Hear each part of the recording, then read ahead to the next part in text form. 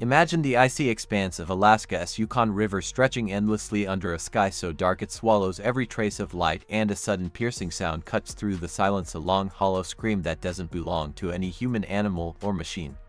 Locals say it is the river itself calling, but those who follow the sound rarely come back, and if they do, their eyes are empty, hollow, as if something inside them has been stripped away. This is where our story begins, in the frozen wilderness where nature and something far older, darker, and unknowable intersect. The Yukon River has always been treacherous, with icy currents, hidden whirlpools, and sudden drops that have claimed countless lives. But this incident is different. In 1998, a group of researchers ventured into the remote stretches of the river, drawn by stories of strange movements beneath the ice and unusual humming sounds that locals had reported for decades. They set up their equipment, captured sonar readings, and recorded eerie, rhythmic knocking from deep below the river's surface. At first, it seemed like natural phenomena shifting, the river groaning under the weight of winter, but the patterns were too deliberate, too synchronized to be random. Within days, the researchers vanished without a trace.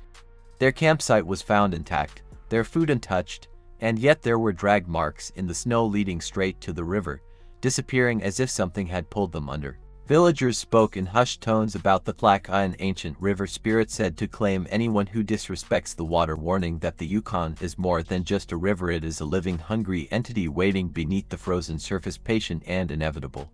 Today, we retrace their steps, uncover the chilling evidence they left behind, and attempt to piece together the horrifying truth behind what has become known as the Yukon River Incident, a story of disappearance, fear, and something lurking just out of sight, beneath the frozen depths. The main story of the Yukon River Incident unfolds as we dive deeper into the chilling events that surrounded the disappearance of the researchers and the mysterious phenomena reported by locals.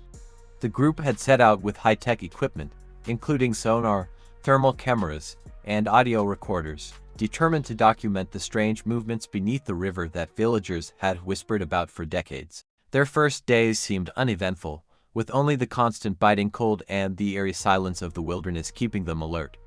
But on the third night, their equipment picked up a series of unusual sonar readings, massive, undefined shapes moving slowly and deliberately beneath the surface, far larger than any known fish or river creature.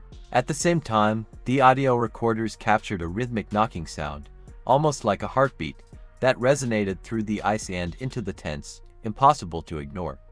One of the researchers reviewing the footage by the fire noticed shadowy figures gliding beneath the river, their outlines vague but undeniably humanoid, with long thin limbs that seemed to stretch unnaturally and move with a fluidity that defied physics. Villagers later described seeing similar shapes over the years, always near the surface during the coldest, darkest nights, appearing almost translucent but terrifyingly real.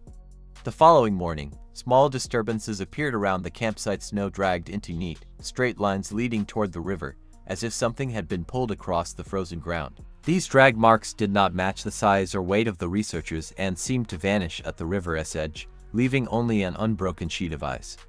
Attempts to follow them were futile. Sonar readings suggested a massive form moving beneath the water that accelerated impossibly fast, disappearing from detection in moments. In interviews with locals, some elders spoke of a presence in the river, a guardian spirit called Tlaka, said to rise from the depths when the river's boundaries were disrespected.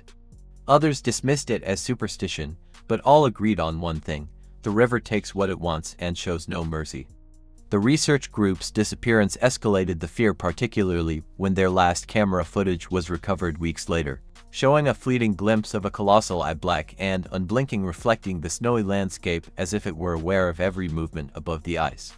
Subsequent attempts to investigate were hindered by sudden storms, temperature drops that froze equipment, and inexplicable malfunctions that left even experienced adventurers stranded or forced to retreat. Survivors from nearby villages recounted the sound of a low hum rising from the river during those nights, of vibration that could be felt through the ground, making the hair on one's arms stand on end, and a faint metallic smell reminiscent of old iron and blood wafting through the air.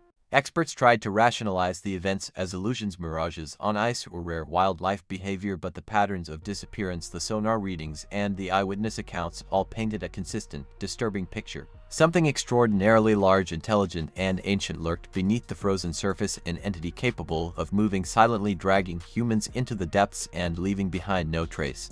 The incident left an indelible mark on the Yukon River region, transforming a stretch of natural beauty into a zone of fear and legend. The river's story continues to haunt locals, adventurers, and researchers alike, with whispers that the entity is still there, watching, waiting for the next unwary soul to stray too close to the ice. A reminder that some places in the world harbor secrets that are best left undisturbed, and that the Yukon River, in its frozen, dark grandeur, is far more alive and terrifying than anyone could have imagined. As the chilling tale of the Yukon River incident comes to an end, one thing becomes painfully clear.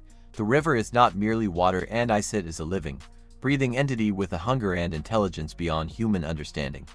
The researchers who vanished, the drag marks in the snow, the shadowy figures beneath the frozen currents, and the haunting hums reported by locals all point to something ancient and unstoppable lying in wait beneath the surface. Authorities may dismiss it as accidents, hypothermia, or natural phenomena, but the people who live along the river know the truth. The Yukon claims what it wants, and it leaves behind only fear and unanswered questions. Visitors are warned to respect the river, never underestimate its depths, and never go out alone when the cold winds howl and the night is darkest, for some sounds are not meant to be followed and some mysteries are far too dangerous to uncover. The Yukon River incident remains one of the most unsettling unsolved stories of the Alaskan wilderness, a stark reminder that nature holds secrets we are never meant to fully understand, and that beneath the ice something watches, patient and eternal, ready to strike when curiosity oversteps its bounds.